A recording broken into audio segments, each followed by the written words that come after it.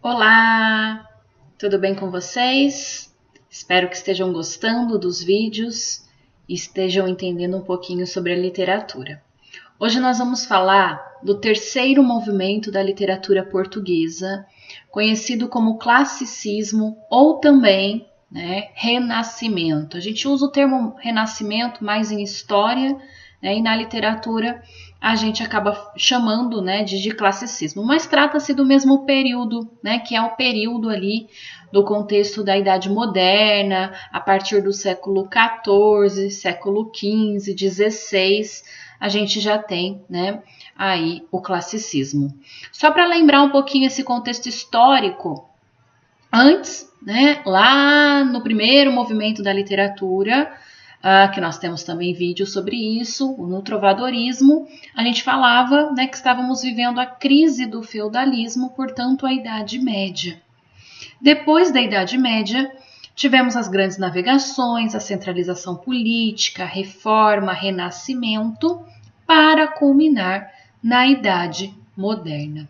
Então, o classicismo, o renascimento, ele surge nesse período aqui, que é o período, principalmente ali das grandes navegações, que vai ser um dos temas principais abordados pelo autor, Camões, lá na obra Os Lusíadas. Bom, o Renascimento, gente, ele surge lá na Itália, lá em Florença, lá no século XIV, porém ele vai se difundindo, se expandindo. E o que ele exprimia? O que ele buscava? Quais eram os princípios? Os novos valores e ideais da burguesia, que era a classe ascendente ali, na transição para o capitalismo, nega aqueles ideais da Idade Média, que era considerada a Idade das Trevas. Então, você tem ali uma negação à Idade Média e, portanto, a volta de um modelo baseado naquilo que veio antes da Idade Média, que é a cultura clássica, que é a antiguidade. Daí o nome classicismo, recupera o quê? A cultura clássica, Grécia e Roma. E daí também o nome renascimento. Não é nascimento, não é a primeira vez, mas sim ele está renascendo dessa cultura clássica aí, renascendo de Grécia e de Roma. Além disso, nós temos esse movimento do Renascimento não só na literatura, mas nas artes em geral, grandes pintores, como Michelangelo, por exemplo, retratando aí a criação de Adão, em que você percebe uma supervalorização do elemento homem, homem e Deus ali se tocando, quase se tocando. Se antes nós tínhamos o teocentrismo, aqui a gente vai ter o antropocentrismo, que vai ser a palavra-chave deste período. Temos o Leonardo da Vinci, desenhando aí o homem vitruviano, mostrando as proporções da cabeça, do tronco, dos membros do corpo humano. As criações do Da Vinci e do Michelangelo, que também, um esboço de aeroplano já naquela época, o Da Vinci desenhando, o Michelangelo, supervalorizando essas formas humanas, então essa escultura do Davi aí, feita por ele, tá?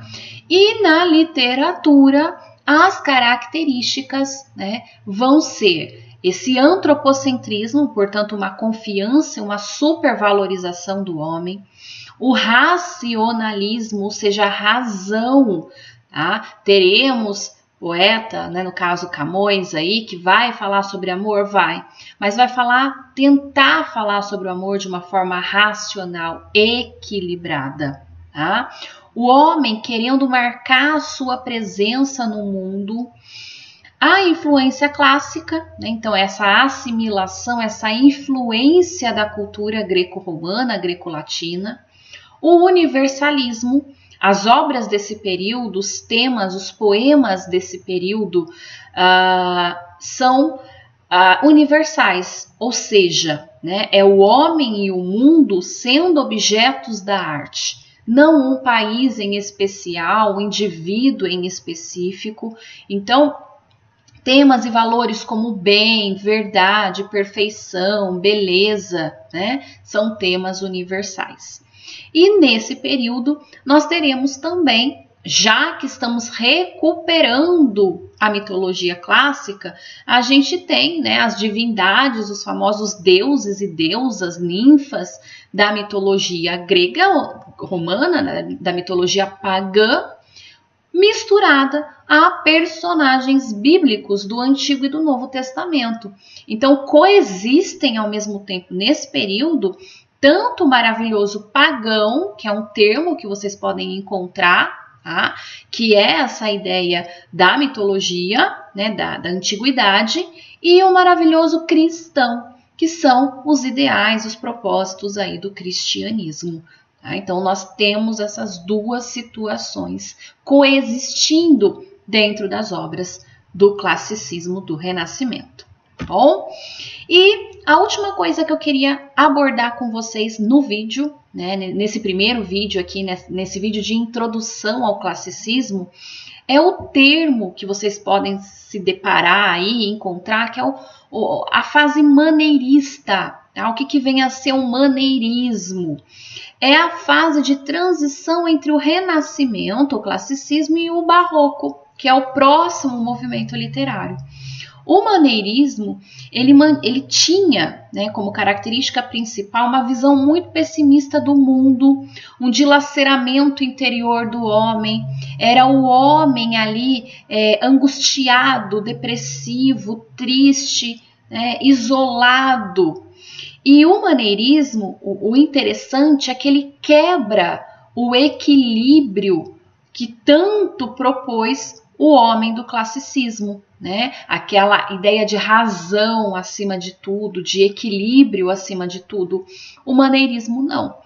E Camões, o grande poeta da literatura portuguesa aí, ele vai ser considerado um poeta clássico, né, do classicismo. Porém, ele vai ter muitas obras, muitos poemas que se assemelham ao maneirismo. Então, ele pode ser considerado maneirista também na utilização dos paradoxos, das antíteses, das metáforas e de trazer esse dilaceramento interior do homem.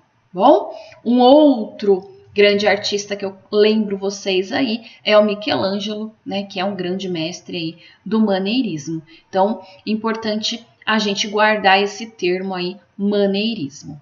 Bom, eu espero que vocês tenham gostado, entrado um pouquinho no ritmo do classicismo, mas eu convido vocês a assistirem os próximos outros 2 vídeos em que eu vou abordar os sonetos de Camões, em que nós vamos falar um pouquinho de Camões, da lírica camoniana, né, e falar em especial dos sonetos que estão lá na lista do vestibular da Unicamp. Bom, aguardo vocês e até o próximo vídeo.